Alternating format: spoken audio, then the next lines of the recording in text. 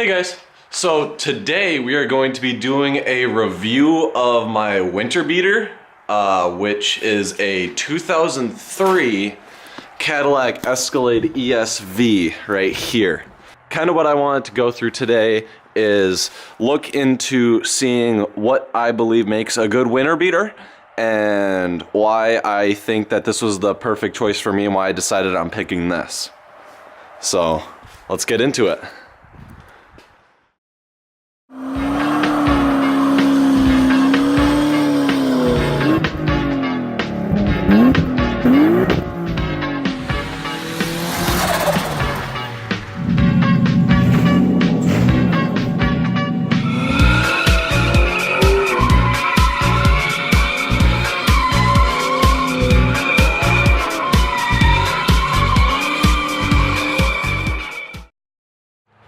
So yes, again, like I said, this is my 2003 Cadillac Escalade ESV. It has about 143,000 miles on it. It's got a couple of rust spots. You can see a little bubbling there, and then there's some down here over here. But otherwise, it's really not in a whole lot of bad shape. It's pretty dirty right now. It's supposed to snow tonight, so not really too worried about how it looks at the moment. But let's kind of get into more about what I really like. So first thing is that this thing's just massive. People get out of my way all the time. I've always had smaller cars like Miatas, Accords, Civics, things like that, E36s. So kind of having a larger vehicle where people don't really bully you around as much is very, very nice. Also, this interior is wonderful. For a car that came out of 2003, this is really, really great. I absolutely love the tan seats with the kind of this embossed, not embossed, I can't really think of the word, but with the Cadillac logo right here on the headrest. It actually has it on the middle row and that side too. So kind of what you're getting for the value. So I paid $6,000 for this. In Wisconsin in the winter, I think I made out with a pretty good deal. It runs perfectly great. Like here, I'll start it up real quick. Starts up, runs perfectly fine. No issues. So yeah, you can see 143,000 miles. Thing's a dream to drive, and this interior just with this is wonderful. My only problems that I discovered was this temp control unit or climate control. These buttons don't really work that well. You have to twist them, and the original plastic ones broke off. But with these, I don't know if there's like a sensor or if the buttons themselves, but if I try to turn it to the right, it'll turn down too sometimes. So it's kind of a trouble, and the fact that I got to 82 on both sides took me a very long time because it's the winter. When I got it, it was just at 60, which is the lowest. And another thing that's kind of cool is you can adjust the climate controls for the rear passengers too.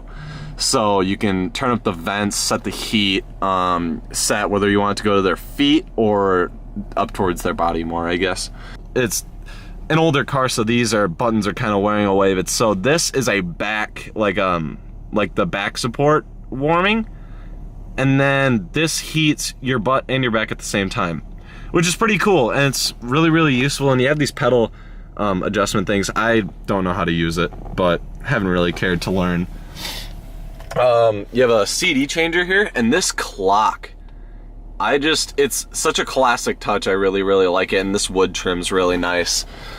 This is definitely going to be getting a more thorough cleaning. It's pretty dirty right now. It is winter right now, I don't care, but once springtime comes around, I'll definitely be going through and cleaning this all up. So let's kind of check out what the back arrangement looks like. So in the back here, there's two captain seats right here.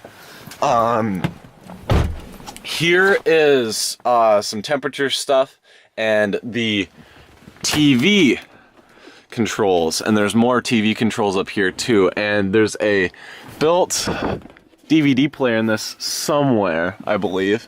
Yeah, so right there you can see there's a built DVD player, which is really, really cool. I really like this. I feel like on longer road trips, if I'm taking a lot of people, that will be really nice. Oh, also, rear passengers do have heated seats except for the third row. And the third row is pretty spacious. I've had smaller friends sit back here perfectly fine. I don't know about a person that's 6 foot something like me, but yeah, so let's kind of check out what we get, what you're getting for, because this is the ESV, and the reason I went with the ESV is normal Escalades are third row too, but I wanted all of this extra room that you get with the ESV right there. So this is really where the whole ESV thing comes in and pays off. And the ESV itself, from the base model Escalade, is built off of a completely different body, since it's like the difference of going from a Tahoe to a Suburban. This is more of a Suburban. And you'll see that with normal base model Escalades too, the gauge cluster is completely different for some reason. So, at least with this generation. So, but yeah, you get a lot of space back here. This is my rear wiper. Gotta get that fixed sometime, I guess, but yeah, this is very nice. I absolutely love the interior. The Bose sound system is pretty great too.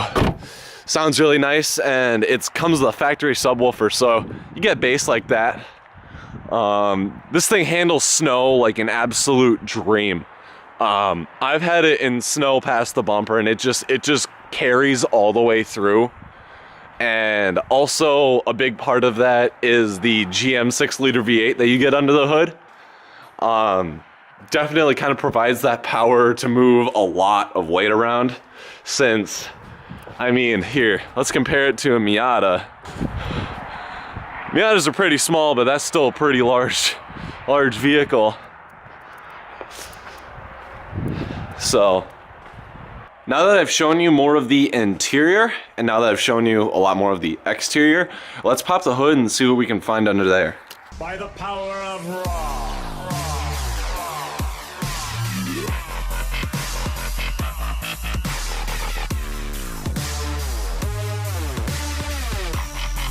So here we are, the Vortec GM 6-liter V8. This engine is pretty nice, and again, another reason why I picked this model is this is before GM started doing that thing where they will make it run in like 4-cylinder mode. That was with the next generation. I've just heard people dealing with a lot of problems with that, so I definitely like to stick around this one and stick with what's most reliable. So, and the 6-liter V8, this engine is great in this car, and the only thing I can really say safeguarding wise for this car that is concerning, or longevity concerns, are the transmission.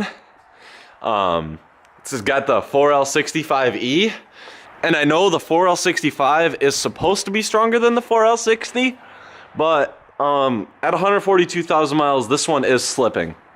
I have seen it where I have floored in first and it has slipped into second, so we'll see just how long this wonderful machine lasts. But I think that's it for today. So I hope you enjoyed this video. Again, if you think that there's anything I could change quality-wise, mic quality-wise, or editing-wise, feel free to comment or shoot me a message. So thank you and have a great day.